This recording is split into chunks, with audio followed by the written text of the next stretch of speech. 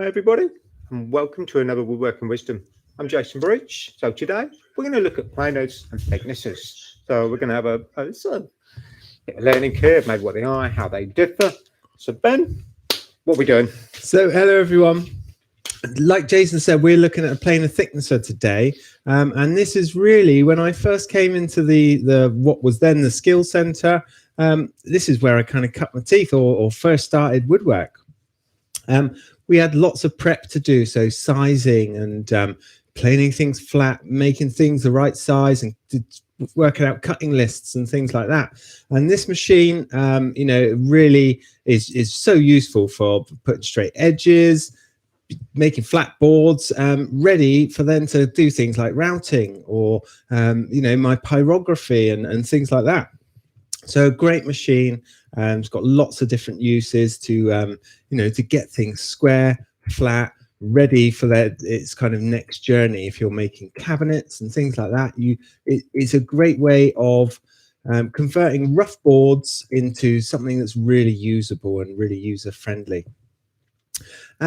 So yeah, what sort of things you want to machine? Okay, so what can we do on this? Okay, so Ben's kind of said major thing with planer thicknesser.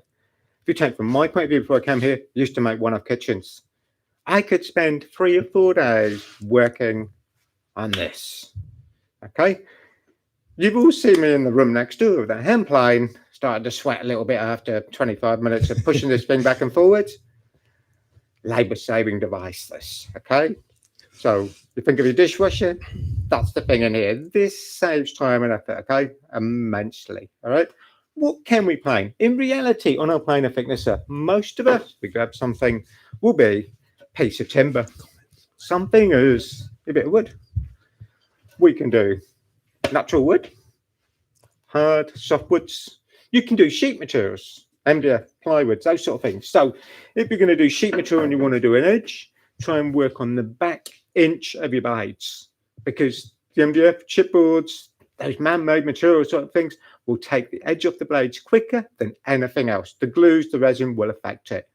All right, so if we can actually try and work on that back bit, so much better. First thing done. Next thing, think about the size of what you're trying to do. Can you manage it? Some of the boards we get in here can be 8 to 12 feet long. Now, the room might just about manage. Longest thing I ever had to do was a skirting board 15 feet long. It was a struggle. All right, so try and break the wood down so you get your longest items out first. That's paramount. So you get that straight bit, whatever else. And you want to look at how straight it is. Now, we have a piece of tulip top that we use in here quite a bit. What's it look like? It looks pretty good. Now, this is pre-machined, if you like, when we get it, as in pre-sawn, nice and square edged. This short bit, I don't know, what do you reckon? 14, 15 inches long? Not that long, look. Now, if I put it on here, immense rock corner to corner, even on something that short. If this board was longer, I bet it got quite a twist to it down the length. That's going to be difficult to machine and get flat, okay? So the major thing we're using our planer thicknesser on surfacer mode as a surface planer is to get things straight and flat. True them up, give you a nice straight edge so you can join the side together, get everything flat, all right? So that's really important. Now, material-wise, we've said timber, whatever else, it can have a few problems. So, Ben, what do you reckon we got of problems? So things you need to kind of look out for. There's upcycling is a big thing at the moment. So things like pallet projects, scaffold boards, great to be able to reuse some of these materials. But you need to be really careful for things like nails that have been put in with a nail gun. As those nails shoot into the pallet or the bits of wood, they've got a little bit of brass on them which holds the nails together in a row in the gun. And quite often, even if you've pulled the nail out, that little bit of metal is still in that board. So be a little bit careful on kind of reusing things. You need to look out for things like knots. So let's just show you an example on that overhead camera there. So there's camera 3, quite a big knot there. And, this is actually end grain. So what can happen is the blade will come across and it will absolutely tear that to shreds. Okay, so things to look out for are things like knots. There could be inherent kind of split in the project.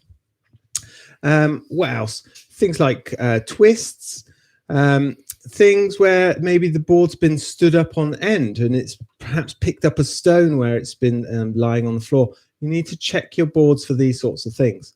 When we get our orders of our tulip or poplar, quite often when they're delivered, they'll have a little delivery tag with Axminster tools on them, and they've been stapled into the side of that board. Nothing better than finding that. Yeah. Okay? Like playing a needle in a haystack at times. Exactly. And it can really, it can chip the blade. We've got tungsten in here, but if you've got your high-speed steel type blades, it can chip the blade.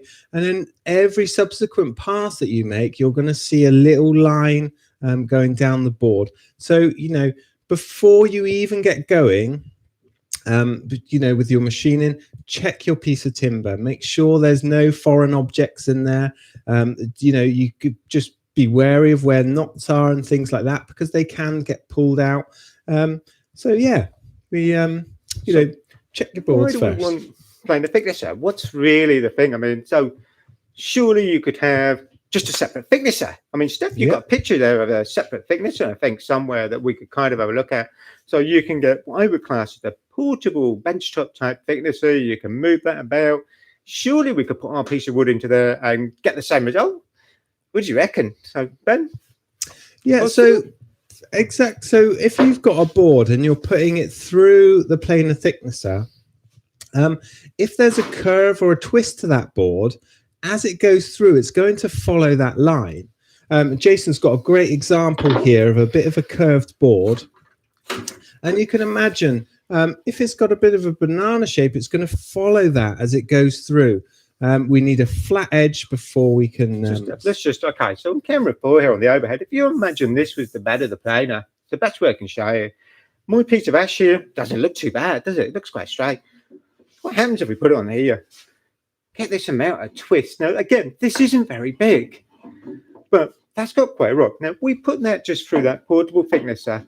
Yes, we will skim it and get it clean, but you're going to follow that shape. So, yes, I can smooth the surface out, but we're not actually going to straighten it. I'm relatively strong, but there's nothing worse than trying to pull two boards up and down a lot to try and build a tabletop. So that curvature really not going to help us. So if we go with just a separate thicknesser, no, it's not going to do that task. It will make it smooth, but won't get rid of that curve, won't help you straighten it, won't put an edge on the side of the board. So all those things really add up. We've got combination machine, which you're going to see. So it's got planer thicknesser as part of. We sell a separate surface planer, but it's about 6 inch wide. That means everything that we get in, we've got to cut down to 6 inch wide to surface it, then to thickness it on a separate machine to glue it back together. So logically, we're better off with a wider machine. Allows you to do more scope. Your board's quite often over 6 inch wide. So worth having, all right? If you even the small surface planer, floor-wise, it's about the same size as this. Maybe not quite as wide, but similar sort of size. All right. So, Ben. Okay, so we're gonna have a look. We're going to. I think we're going to surface plane that bit of tulip, are we, Jason? You can do the bit of tulip. You've got the bits of pine as well. We can do. Good so you've got a whole range of stuff. So we know we've got that little rock here. We need to take that out of the board before it goes through the thicknesser, because as we just explained, if it has that twist, you're not going to take that out just by putting it through the thicknesser. We've isolated the machine at the moment because we're talking about it, but I'm going to turn the machine on and we're going to have a little go at some planing. Okay, so other thing with this before we do the planing, other things just we can quickly run through. If you buy a planer thicknesser, got to have something as an extractor. And that's an experience of being out there and doing different jobs, seeing things in the I'm shocked that people try and run a planer thicknesser with no extraction. You bang the machine up. The inside of this, there's a chain working. So basically, you bang the chain up, start to stall the machine. All right, so got to have something extractor. So extraction pipe we've got on. Then we've got bridge guard fence to go through just a little bit. Okay, I'm going to turn the isolator on so you've got power, and then I can get back out the way a bit for you. Okay. So just something we need to check before we get planing is the square fence. Sorry, is the fence square? Square to the table. So if we can come onto our camera 4 here, I can show you we've got an engineering square up against the fence there, running off the table, and there's no gap of light around the back of that. If you did need to adjust it, if we come to our overhead camera on our camera 3, just on the back of the machine here, and let me just zoom back a touch. Back a bit. Let's come back a little bit there then. Okay. Good man. So on the back here, we've got this scale, because it might be that you want to put a slight angle on the edge of the board. But all of that's adjustable, so we can adjust this backwards and forwards. But the aim of what we're going to do is we want to square and flatten this board. So before we get going, before we start our planing, we just want to make sure that fence is in a good position, and that's going to work when we want to put that square edge on. This guard here is just going to come across the top, and what I'm doing is just giving myself enough space for when we want to come across and address that edge, enough space for that board to come through. But that really is sitting across that that cutting block, protecting any potential kind of getting close to that. We know we've got that slight rock to this one. And I think I'm going to get myself a couple of little paddles or a couple of little push blocks. Okay, so these work really well.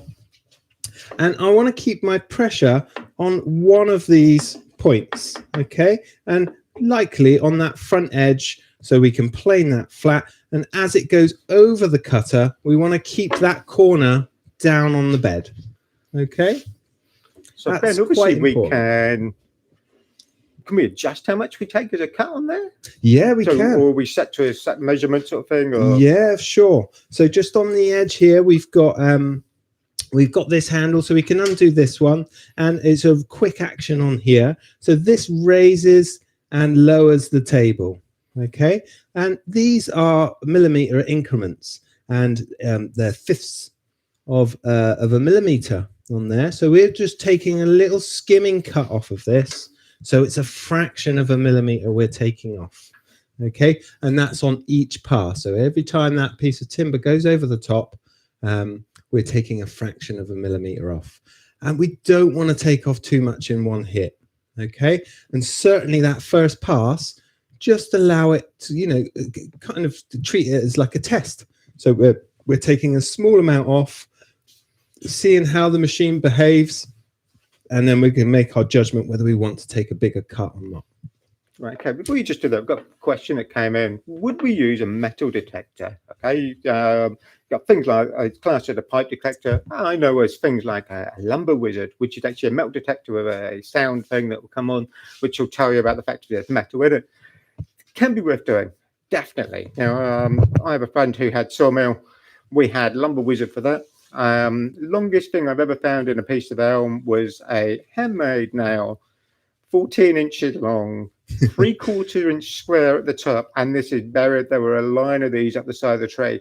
From the outside, can't see them at all. I've got a lovely picture on my phone thinking about that I saw the other week, which was the alternative ironwood, which is an iron railing with an ash tree that's totally grown through that. So if the tree's been cut off, it's engulfed around that, you can't see it, you've got no way of knowing. So definitely it can be worth doing. I know, Ben, the other week you planed up a board, right at the end of it, piece of lead shot. Mm-hmm. So even things like that compared part, it can be worth trying to find those particles or those defects, and they are defects that cause real problems. They're going to damage your blades quicker than anything else. Simple thing like a staple really rattled me. We've got staples where you've got to dig them out. So it can be worth definitely looking at a lumber wizard. That can be good. All right.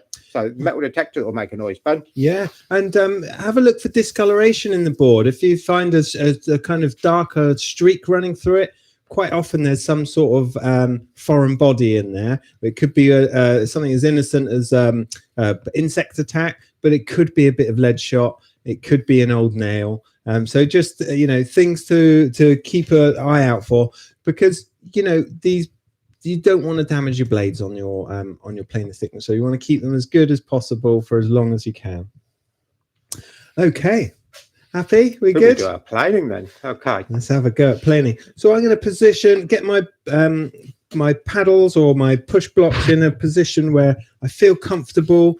I know we're coming across here, so I know at some point I need to make that transition over onto there, keeping our pressure on this top corner here. Okay, so Jason's just going to hit the extraction. I'm moving everything back out the way, so when I turn the machine on, we've not got any chance of it fouling. Emergency stop button, we're just going to twist that one and turn the machine on. And hopefully you can hear that this machine is actually running really quietly. Okay, I have ear defenders there if I need them. Just trying to feed that across the planer. And let's have a look at what we've cut. So you can see on here, we've just taken a bit of material off of that top corner, and it's kind of come along this edge. The rest of the board hasn't been touched yet. So a few more passes like that. Let's see how this works.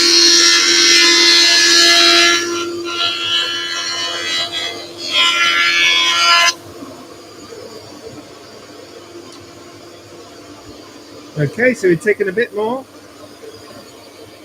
but you can really see where the rest of the board isn't touching on yet. We flattened along this edge. We're running off that side fence. You can hear it when it's making that bigger cut, transferring our pressure onto the front end. So the pressure down is on the outfeed table. And we're getting somewhere now. We're getting towards a flat surface.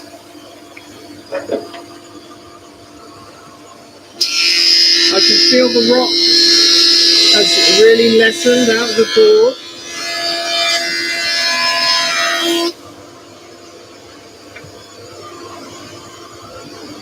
And there we go. So we've completely dressed the surface now. There are a couple of bits we've not quite got to. So there's a couple of little areas where we've still got those sort of saw cuts where I can feel the grain still a little bit raised, but the surface, the important bit, is all flat, and we've removed that rock from the plank. Okay, that's sitting nice and flat on the table now, and from there we can then dress the edge. So put my little push blocks to one side there. Just having a look down the board, we're looking at grain direction. So how this is coming across, where the grain is coming out of the board, that would really, if we were to plane this face, if that was up against the back there, you want that grain coming out that direction. So that's going to go round that way. So our flat face is up against the board. And we want to turn that over. Either way we go there, the grain is going to be in the wrong direction, so it's kind of coming out this way. So we're just going to take a little cut along that edge and see how that works. So back off with the emergency stop, and then we're keeping our pressure up against that side fence. And you can hear that it's not quite straight. We've just taken material front and back. This part at the moment is still bridging that gap. So another pass. You can hear a little bit more material being taken away. Looking great. I think one more and we'll have that.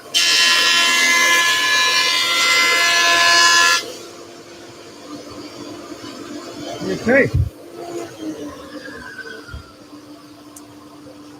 So now this board has a flat face and a flat edge, which is at 90 degrees to the face.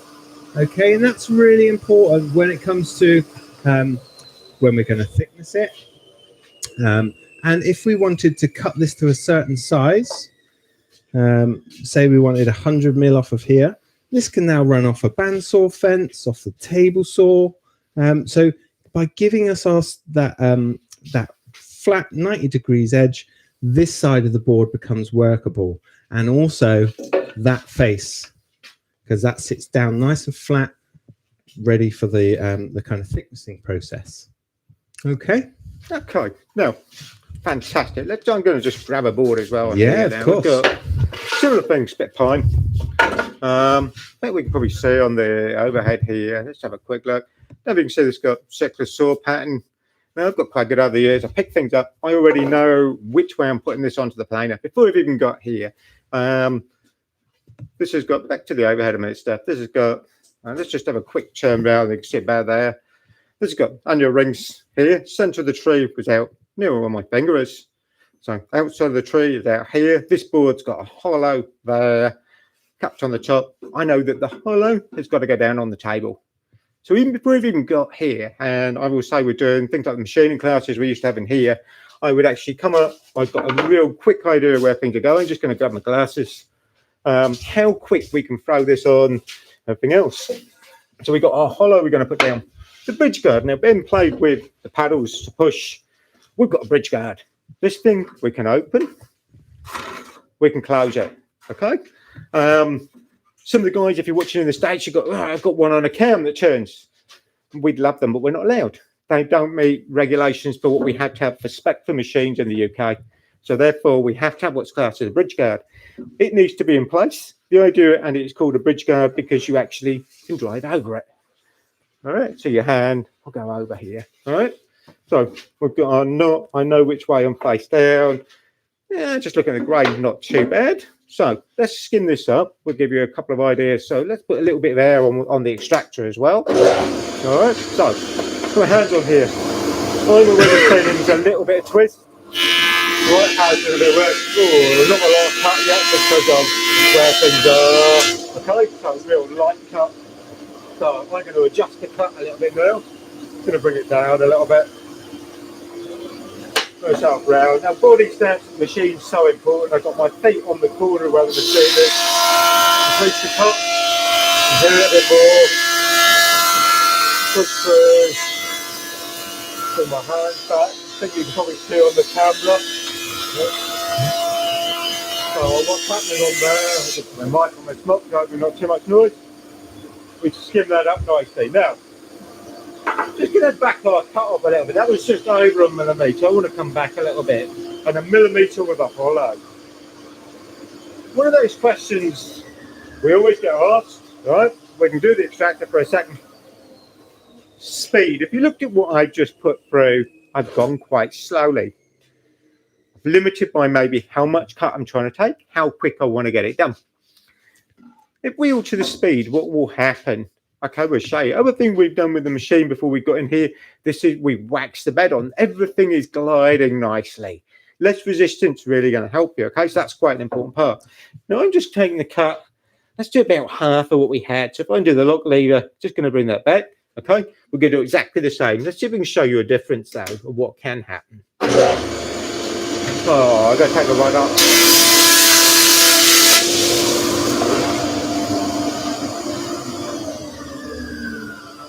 Real quick and simple. Now, you might not pick it up on the camera.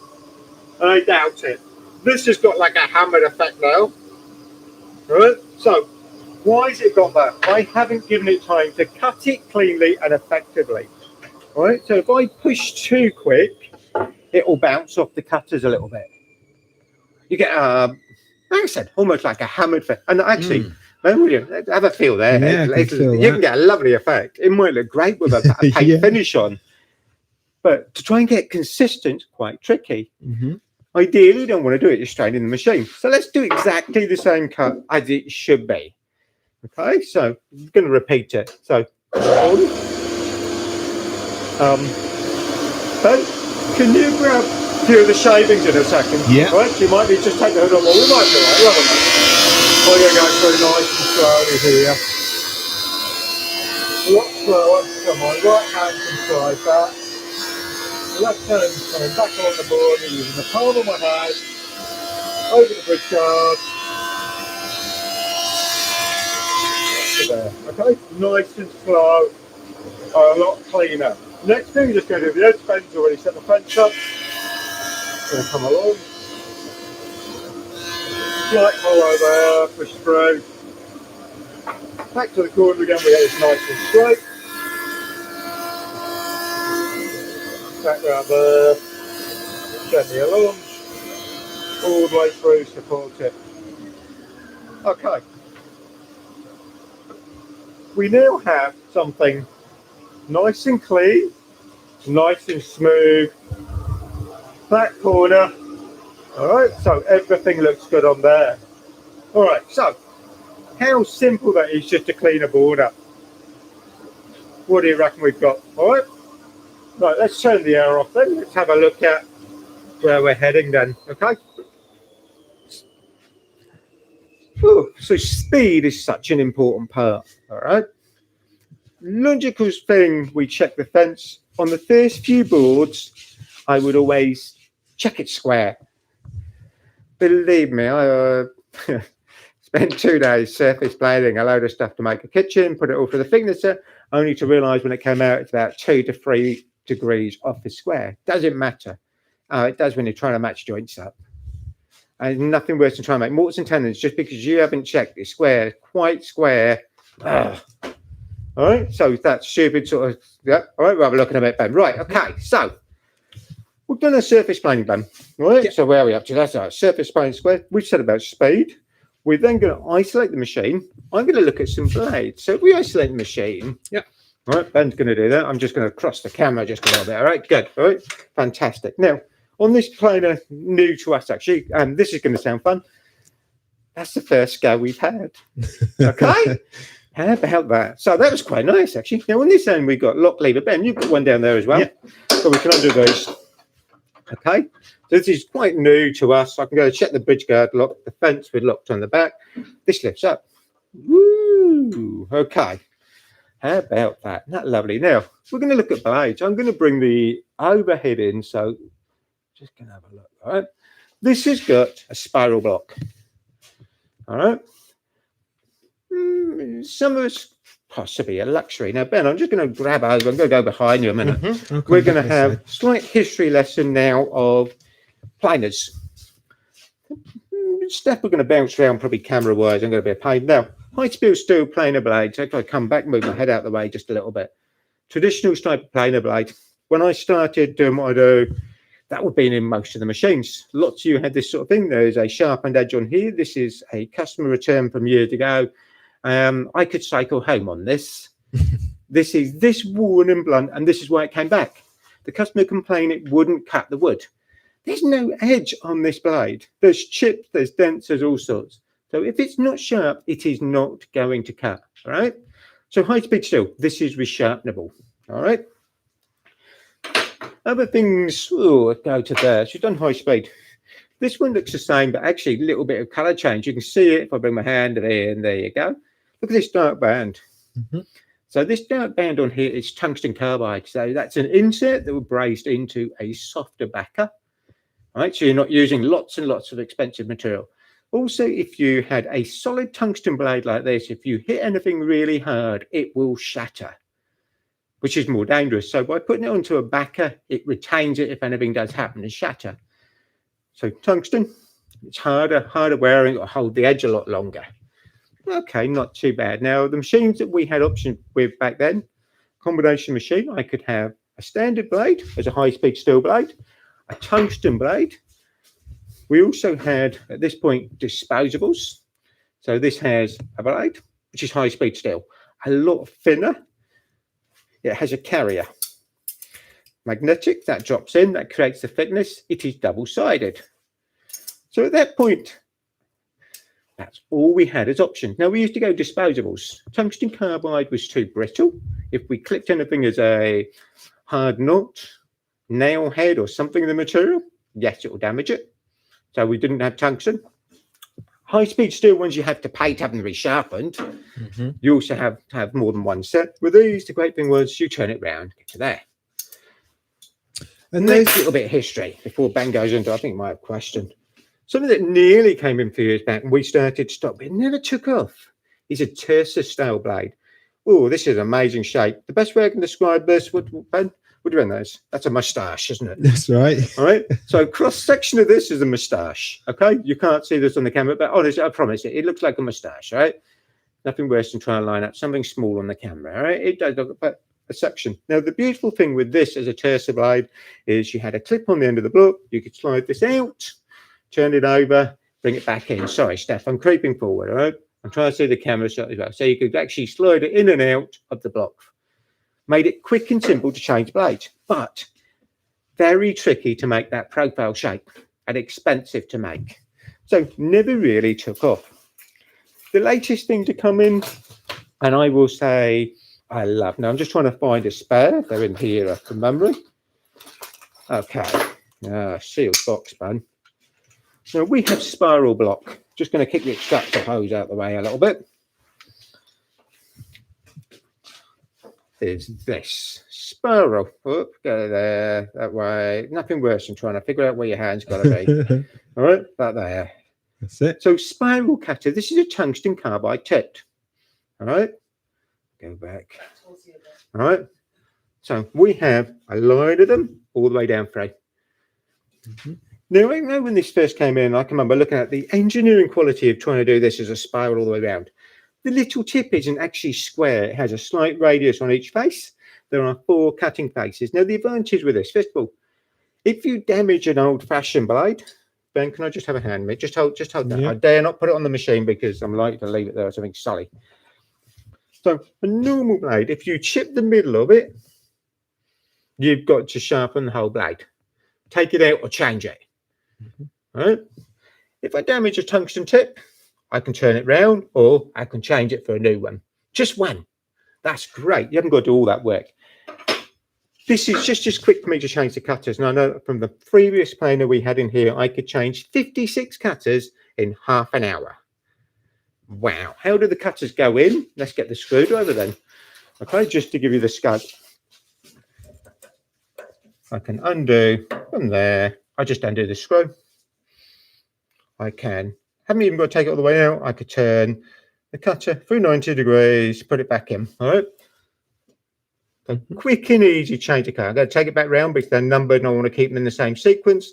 As I tighten the screw down, it pulls it back into position. All right. Really quick and easy to change the cutters on. Another advantage. So let's have our little cutter. All right. We'll put that back over on the bench out the way. What does spiral do? Okay. Traditional planer, if I can get this in. There's nothing worse. I'm going to go back just a touch. Can you move your camera, Steph? I mean, it's me. There you go. All right. This is traditional shaving off of a planer. Normal high-speed steel blade, quite big particles.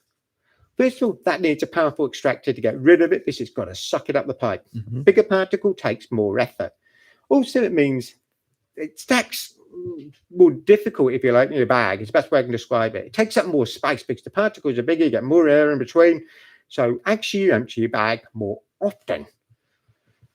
A spiral planer, due to the fact that you haven't just got 3 or 2 blades doing the job, you've got lots. You get small particles. It breaks it down into little bits. You get a lot more into your bag. All right, less time emptying an extractor. That's a real benefit. All right, so all those little things add up.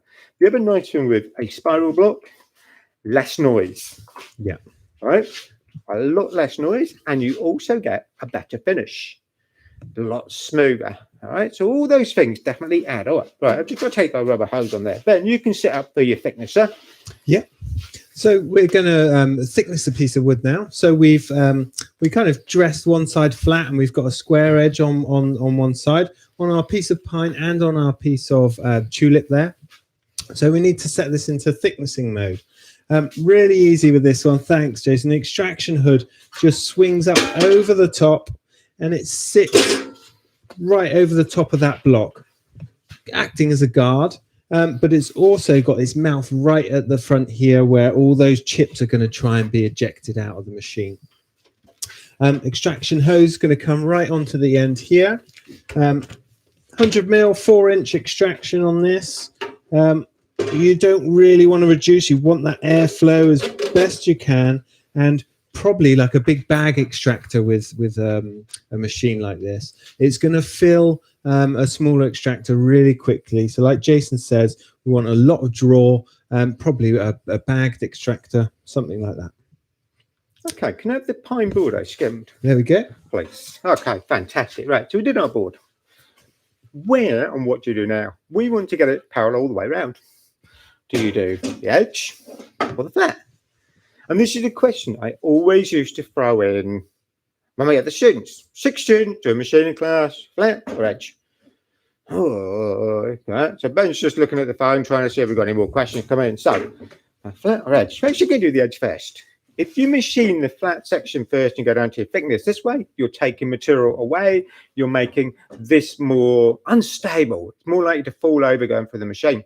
So whilst you've got more thickness on the width there, you're going to use that to add stability. So let's have a quick look on this bit. I've got to get 146. So on here, we've got a nice scale. I've got to undo the lock handle. I can bring this up a little bit to go. 180, 70. 169, 145. Oh, I think we get away with that. We can come down. Now, this even got 0.7 millimeter. Wow. 32, 146 smack on. I can lock off the handle. Okay. Now, inside this is a planer. It's difficult to see. We have an in-feed roller, which is there. An out-feed roller on the back edge. Cutter block in the middle. The minimum length you really get into to put through this is about 10 inches long. So minimum size piece of wood you can fit in is 10 inches long. Why? Because it's got to bridge between the rollers. Make sure it's pulled through. You don't want to be pushing it through with your hands. You keep them well out of the way behind that yellow hood. All right, that's paramount. So we've got something quite long. Now we've got to work at this like everything else. I've got to actually grip the piece of board, add stability. The planed edge goes down. Going to pull it down on the table, so I'm going to make sure it's pushed on there, get it stable, push it in. The in-feed roller will grab it, the out-feed roller will pull through. All right, I'm going to just finish setting things up. We've got to go get the power back onto here. Jason, we've got a question about the specification of the machine.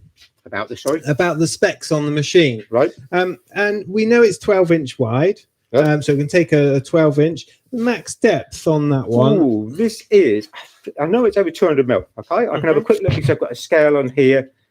This will go 230, 240 nearly as a drop. It's a 12-inch wide. Okay. Yeah. So most of these are quite, you know, it gives you a bit of size. Ben's just trying to read the label on the back as well. So yeah, Okay. on all these machines, we've got a legend plate. So I'm just having a quick look through. We've got the cut block diameter is 70 mil. Max thickness of capacity, you weren't far off, 225 mil. There you go. So pretty good guess. Okay. Max planing width, this is all metric. So this is 310 mil, which is your 12 inches. Nice. Max depth of cutter of cut is 2 mil. Max depth of cut on the planer is 4. And then the other bits we've already talked about. Quite a heavy machine at 272 kilograms. So there's a lot of cast iron on this. I'll tell you machine. something now. How much did you say this was? 272 kilograms. I know. Yesterday morning it was definitely somewhere like that. Okay. This has actually got 4 lifting handles. We've taken 2 out because there's one on the front and there's 2. So 4 of us lifted this yesterday off the pallet to on the wheelbase. I know it was heavy. All right. I've lifted quite a few machines over the years of working here. And when I went to play in this, me and Ben looked at the planer we've had in here before. We can move. We can probably get on a pallet between the 2 of us. This thing, kind of looked at. I felt I must be getting older. But now you've made me feel good. All right. 272 kilos. That's good going. That's as much as the big leg we've got in the other room. And I can't lift that by myself either. So, okay, good. Now, we've set up. We've got our height. We're going to do that bit first. I'm going to look at now grain direction a little bit. Comes in here lower, comes up, down a little bit in the middle, back out. So we're a bit up and downy on this. So I can take a rough nature of where we are. But it's worth looking at where that is going before you feed it in the machine. Right, okay, we need to put the air on over on the extractor. Oh, I'm going to pull the lever, which has changed just the thickness of mode, not just surface. I'm steadying with my hand. I go in, maybe not there, that's it. Pull the lever, go back through tight. Which then the pendulum point is we bring it back out. So we've done an edge, we've cleaned up a little bit. Let's do a little bit more. I've not do the lock handle. We're going to bring it up to 145 and a half. Big as we can, alright? That's the only reason for that. We're going to go in, so I lift it up, support it with my hand as it goes through. Gently, it will pull it through nice and heavily. So, today, we're also going to skim the other way, alright? And turn on the thread. The stop button, alright? Now, we next want to thickness the other way. We've got two sides done. They're nice and clean.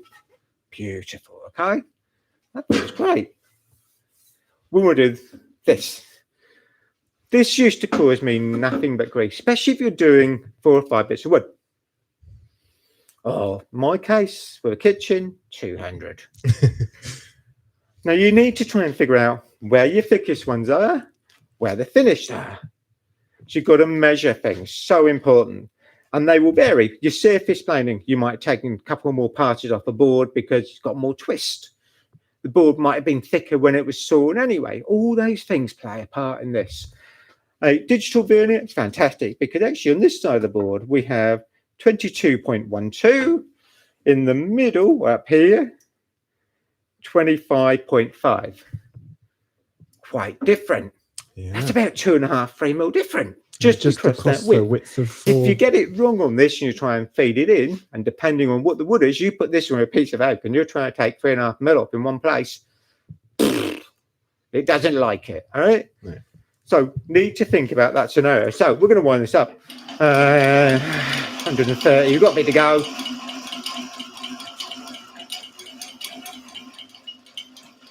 Still about 80, 70, 60. Again, we made sure before we came on, we got the bed nice and clean and waxed. Let's bring it up to where I reckon our measurement was. Getting close now. Up to there. Okay. Going to lock it off. All right.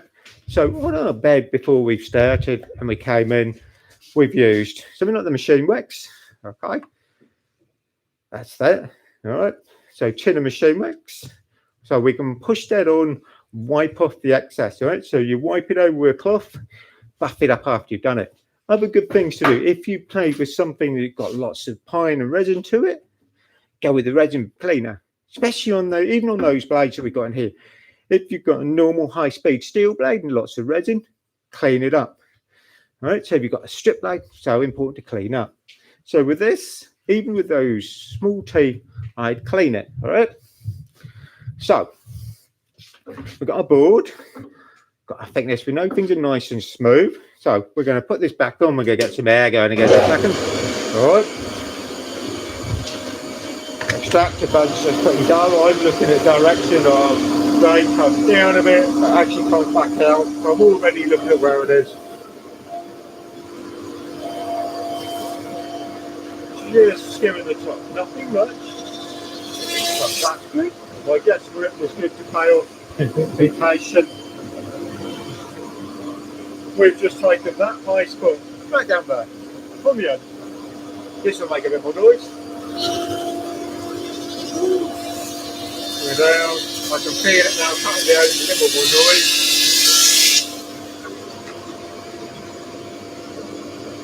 Bringing it up a little bit. So we're going to go to 20 mil.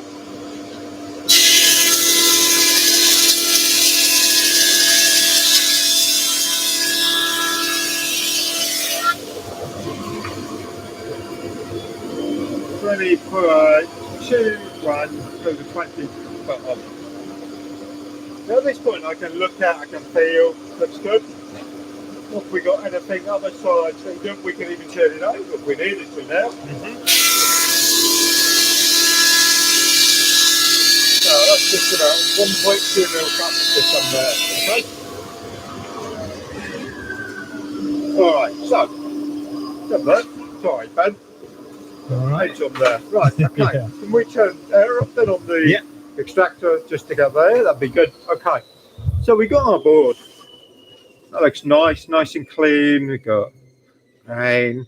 Another nice thing, and it's something I always used to look at with a standard planer without a spiral blade. You get lots of little scallops across here, where every time the blades come round, it'll take a knife cut. That's curve. The next one, now depending on how fast the machine pulls in, which you can't change that speed, that's governed by the machine, will vary how those scallops are. If I was making fine furniture, I'd want something that will do between 14 and 20 scallops per inch. If I was doing something that was joinery work, you could have a faster machine, faster speed beat, you might want 3 or 4, but you will feel them. Spiral block? Oh no, it's lots of little scallops that join together that give you a flat surface. Fantastic. Okay, less cleaning up later, less sanding, all those things. Ben's got a question. Jason, I've got a few questions coming here. There's one about the, with the single blades or the 2-blade blocks. Some tips on how to set those. I know that's quite a tricky process. Okay. And now, I know depending on what you have as a machine, okay? First thing, Ben's just gone to get the machine wax, and he's got set up tool that we've got out. And it depends on the machine, and there are different ways of setting. Most of them will have a block that expands into the back of the machine, so it has a block in the groove, a groove in the block that you're putting the blade into.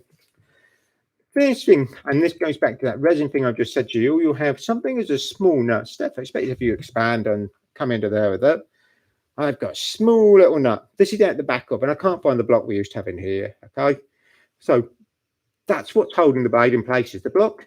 The nut expands into the groove, locks it in. If these are covered in lots of pine resin, soak them in something that's going to soften it, a resin cleaner or something as a solvent. Don't go trackling them until you've softened that resin, or you're going to round all the bolt heads off. Once you round them off, it's a complete nightmare to try and undo because you can't get them out. And I know from the aspect of here, and I've seen it before, had to cut them off with an angle grinder, then get the block out, then replace the bolts, just put a new blade in. It's hard work. Some of the blades will be spring loaded. So actually you have something as a tool that should sit on the top, push it down. You need to tighten the nuts up and you would start central and work out. Maybe I think in a few weeks' time we'll have a look, see what we've got explained, and we'll see if we can do that as a sort of thing where we set up. Okay? How you set them up. But you need something as a setting tool. If I go back to the dark ages when I started, you almost had to sight them by hand, get them in. You'd use your outfeed table as a level point, and you would actually drag the block away from you once you've set it, and it should move a piece of timber on the top by about 1/4 of an inch towards the infeed table. Yeah. And you try and get them exactly the same. Wow. And spiral block, you haven't got that issue, have you? You bolt a new cutter in, you're done. There's no messing around, no changing anything, no funny screws to undo. Makes life easier. When we first bought spiral blocks in, I can remember going, really? I don't know. It's expensive. Now, fantastic. All right. I'm enthusiastic about products I love using. That's one thing. All right. So this, great. And that's really important, the setup on those, if you've got 2 or 3 knives in a block, that they're all sat perfectly in line with each other so that one blade doesn't come over and sort of take a bigger scallop out of the wood. They need to be perfectly aligned. So another question here. How much snipe are we getting? And what is snipe and how much are we getting? Okay, in reality, snipe is where, and the best way I can describe it is, Steph, can we just go to the front camera? No, I think 2. If you feed your board in, I'm sorry, you're resting on your table here. Where the front of the board is here, where I'm there, there's a roller, okay? In-feed roller. I'll actually open it back up in a bit. When we get to the end of it, we'll show you. Got an in-feed roller, cutter block, out-feed roller. As you go in, the in-feed roller wants to bite. It is set a little bit lower, so it grips into the wood. It will want to make it kick, so make it jump up. So actually, deliberately, I'm holding the board, hand on the top, left hand pushing down. I can control that snipe a bit. What I don't want it doing is bouncing, so I'm trying to control it. Goes into the cutters, I control it. Likewise, when it feeds through and Ben takes it out, he's controlling the end. So actually, you will get very little snipe on the ends, okay? The more you can control it, the more you work, the better the quality of the finish. Depends a little bit on the setup of the machine, right? Even what Ben and we've just discussed, that planer blade with one blade is set higher than the others, and you've got, oh wow, it can really mash things up a little bit on that. All right, so that's quite an important part. Ben? Okay, so there's Ken G. They're asking about Axminster equipment in the UK. I don't think the machinery quite gets over to the US. Sorry, so things like this would be a lot of shipping on that. Expensive to ship. Very expensive to ship, especially at 200. Another thing with the US, it depends on where you guys are sort of coming in from. Now, the US, some of the machines 110 volt. All right, some can be 240, and I know this from doing different places. Australia, I think, is 240 volt. Europe tends to be. So it depends on the electric as well, because that plays a big part in the aspect of. One of the things we have a discussion about here, and one of the products was the ultimate edge for the sharpening system. We supply it as a 240 volt. We're looking at maybe can we get 110 volts on it, because we like to sell in the States, but it's getting that voltage thing. If you don't get it right, your machine doesn't last very long. All right, so that's one of the issues really with the machines for export. You need to check that voltage thing. Okay, we've got a lot of wood turning stuff that we sell in the States, and the centers, that sort of thing. Yep. So that's all available over there, and all of this stuff is available worldwide. It's just getting in contact with our export department and checking those shipping fees and things. Okay, so I think we're getting a lot of questions about the kind of setting of the blade, about bench top thicknessers. Okay. I think it's probably worth exploring in another video, because that is quite a lengthy process, the setting up and the setting of the blades. Well, that'd be a good one to do. I mean, if you know, when I used to do the class in here, go through the aspect of how you change a traditional planer blade. A few good tips and whatever tricks in there. So yeah, I reckon we can sort that out. We can get that done. Yeah. All right, be an interesting one to do. Overhead camera and everything else. Noise difference between spiral and this. Okay, so we will have a look at that. For sure. So we're concentrating on this machine today, but keep an eye out in the future for videos that we could do on the benchtop thicknessers. Great. Jason, you had that one that you used to bring in. Fantastic finish used to get off that, and that was just a normal block with 3 blades on, and we'd go really thin with that benchtop thicknesser. That leads nicely to now, doesn't it? Now, one of the questions we regularly get, one of you said, how big will it go? What about how thin? Thinness in planers is a tricky thing. The normal thing, if you've got a piece of wood that's thin, first of all, will the table come high enough? Most tables have a limited stop on how high you can wind things up. So in other words, you can't wind the table into the blades. Not rocket science, is it? Okay, so really they're trying to stop you damaging the table. But what happens if you want to go with something thinner? The normal scenario is you've got an in-feed roll that wants to pull it, a cutter block, got to be supported. So how thin can we go? Should you have a challenge then, Ben? What should we do? All right, let's set this up. I love doing this. Ben's got another thing here, all right? I've got a piece of plywood, bit of timber, magic weapon. Okay. What's my magic weapon? Double-sided tape. Hey, come on. I grew up with Blue Peter. So, the older generation will only get there. Okay. Double-sided tape on the front of where we are. All right. Now, this bit of timber we've got is a little bit thick, actually, and it also tapers. So, we're going to get rid of that. Oh, sorry, I'm not really wandering off and doing anything sneaky. All right? I'm sorry. Steph's chat almost waving at me, get back in camera here. I'm just trying to. Okay, so the double-sided tape, I just peeled the bit off of. We're going to put it onto the carrier board, just checking where it is. Okay, I need to be nice and firm, get the big head out of the way, so I'm pushing it down. Want to make sure that's held. All right, next thing, if I can get an idea, might be a little bit over, but I can see where we are. I'm measuring with the digital caliper again. Can't quite reach the board, but I can sight in from the side. 38.27. That was pretty accurate, isn't it? Okay. Oh, bend down. 20, we'll go back. 38. I reckon we can go 38.5. Let's go to 38 first then, okay?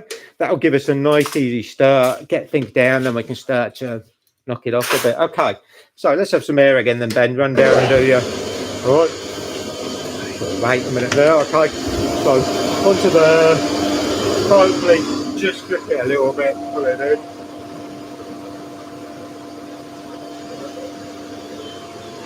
So, we're going to bring up. We're going to come up. Oh, yeah. We're just looking at what we've got. So this should come up by 1.5 millimeters. We can hear that. Gap marks up the rollers, trying to be a bit nice with it. Yeah, it's got it. Come up a bit.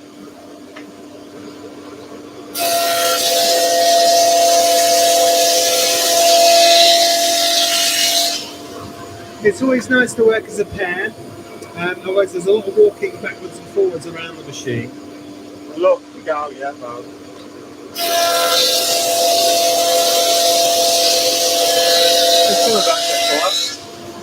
Oh, this is coming out nice, Jason. And that's the other exciting thing. The 30. Start to reveal that lovely grain in the timber.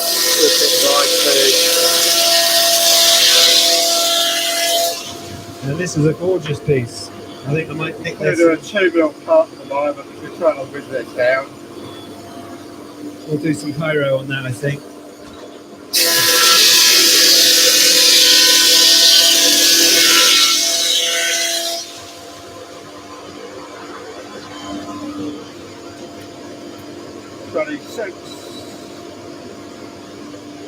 Up a low cigar then, okay.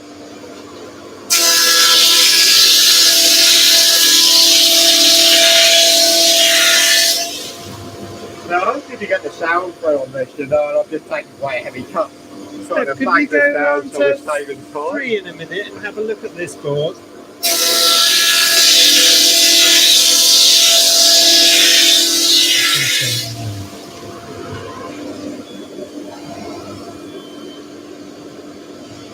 I'm not sure if you can quite see it on there, finish. But yeah, beautiful finish and some lovely ripple and stuff.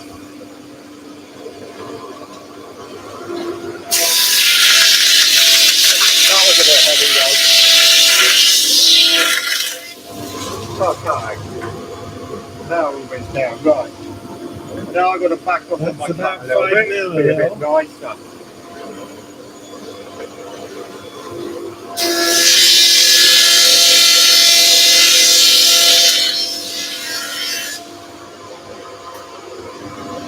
That is fantastic. Okay, now, I still reckon we know the loads, you know? We're going to go through now. Just pushing the boat. And also, I love the fact that we've got the nice display of the end here telling me how much I've wound the thickness up. Half a mil with the calf now. Just trying to get a quick idea of where bad is. Ben's trying to read it as well and looking at it. What he's really trying to figure out how thin I'm trying to go with this thing. When's he going to stop?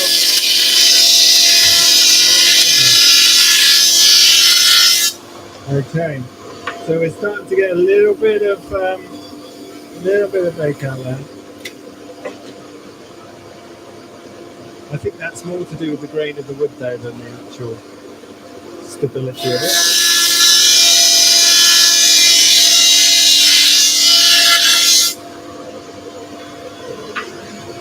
It's going to disappear in a minute, Jason. So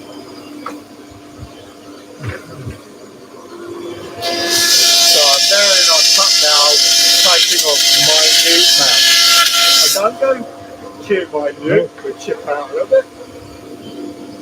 Got a couple of knots in here that are playing. Let's have a look. Let's see if we go a little bit. This might be a careful though. I mean, to give you an idea of how getting flexible.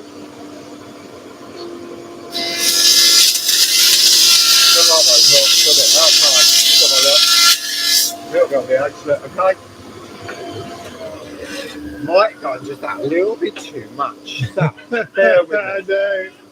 I want this one. To your warning. I reckon we got a grey go the wrong way as well, Ben, actually looking at it. So Steph's looking there. Steph, you can turn the air off. Or one of you can. Okay.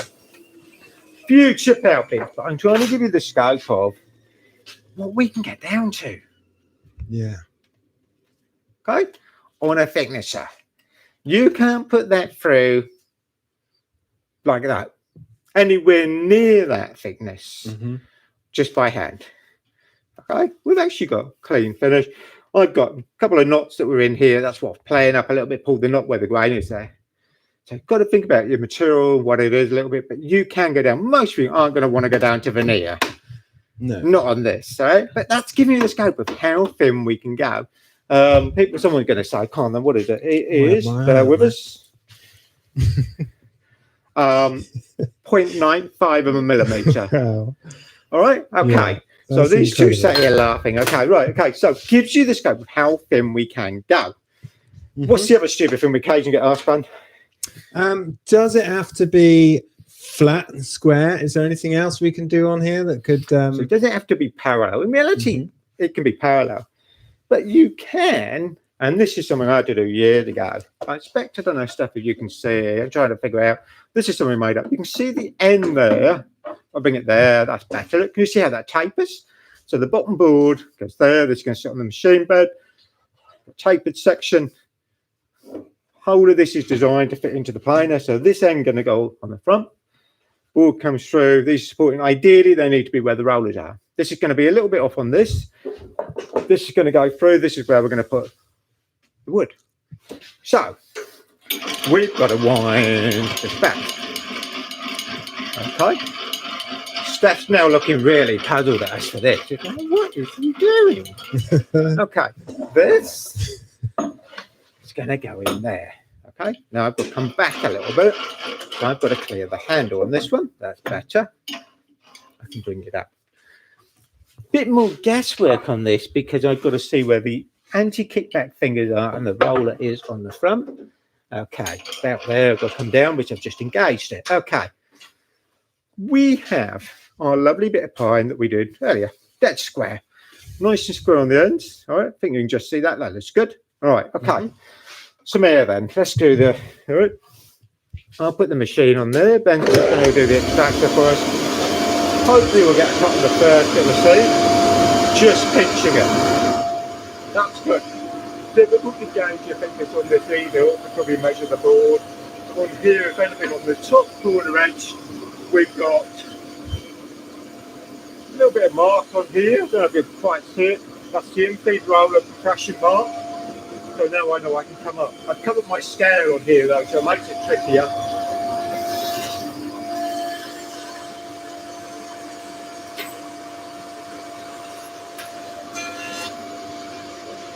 Just bear with me, it's going to grab. All right.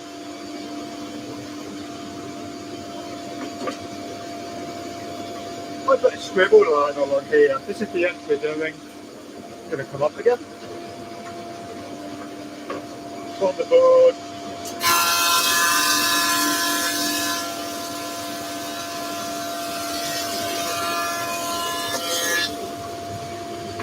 I'll do one more.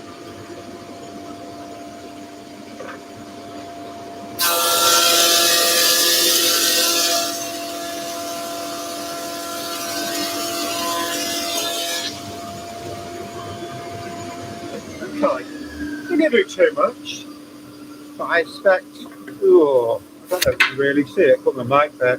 This has got a tapered edge now. I'll come back down on the front, just down there. But we've created almost a skirting board type taper. And this is originally what I made this jig for. I wanted some skirting boards for home, 6 inch wide, wanted to do the taper to match what was already there, then create a bead on the top. So this was all about creating that high taper, which, if you think about what we've got on that board, there's no other machine I can do that on. Table saw. No, you're going to end up with a real messy finish, and restrictions in the UK with table saws, crown guards and things have to be across the top. Router table. It's hard work on a 3.5 metre length. This actually, once I feed it in, pull it out the other end, fantastic, easy to do. I will say once I've done, I kept the box because this is worth just having. Maybe repeat it. Everything slides on the bit of plywood. So I've waxed it, polished it, got my taper set. So it fits into the planer nicely. Actually, everything's made quite robustly so it does fit. Not impossible, but allows us to cut that big taper. So I could come down to where I wanted to match the job. Then I could actually do my routed bead, and I made up a jig so I could handheld the router and move it along.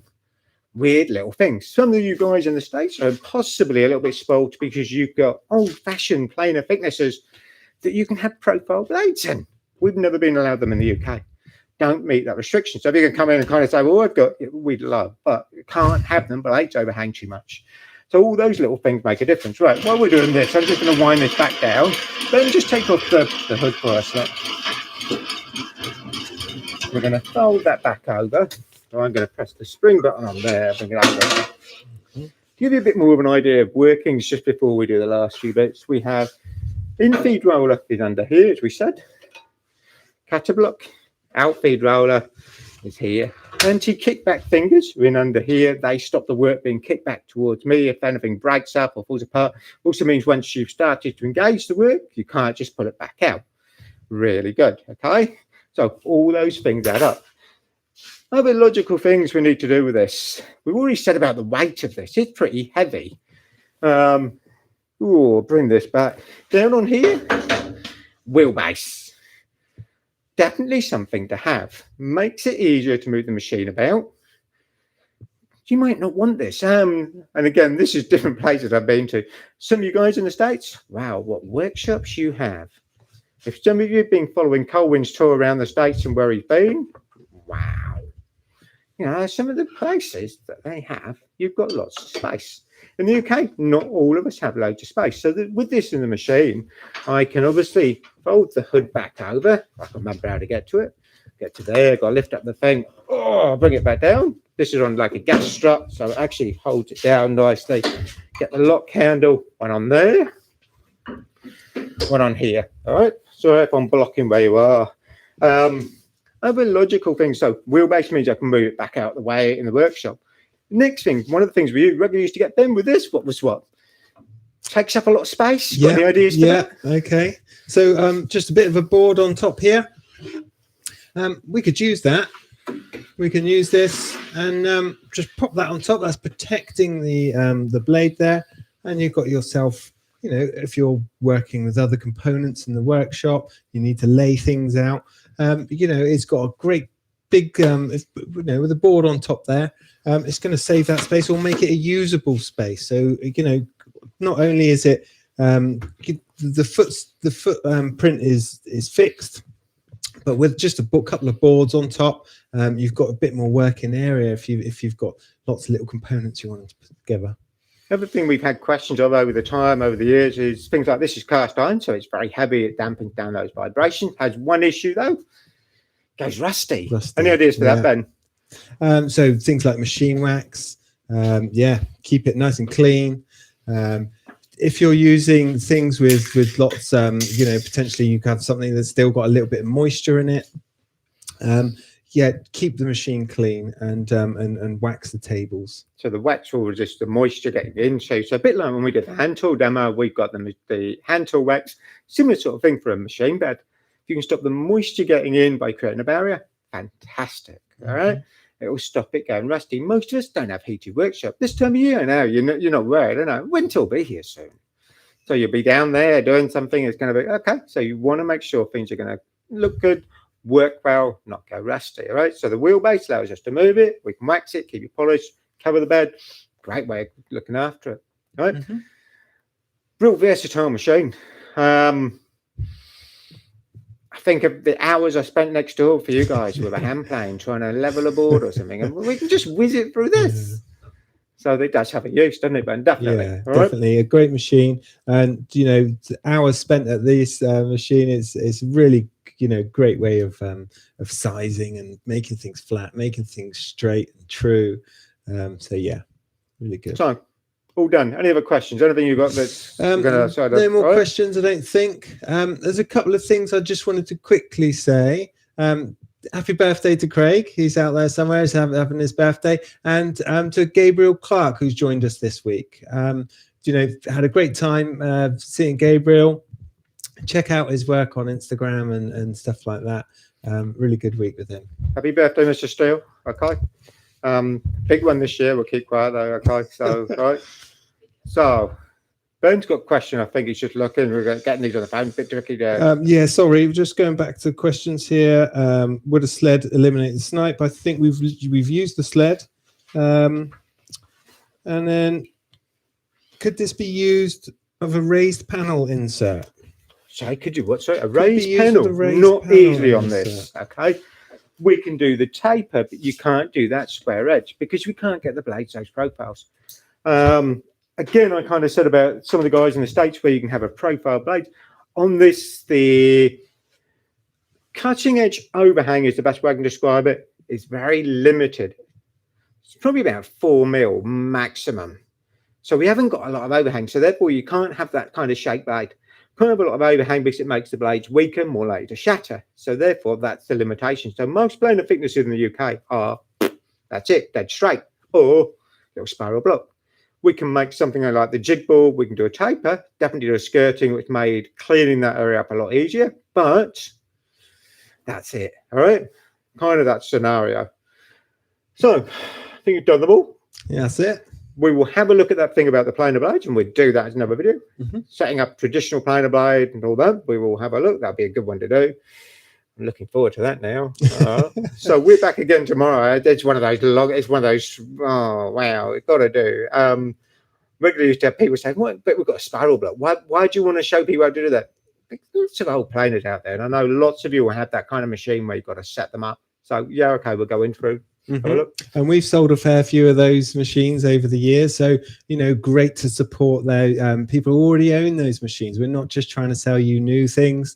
To support our customers out there who have already have these machines, already own them.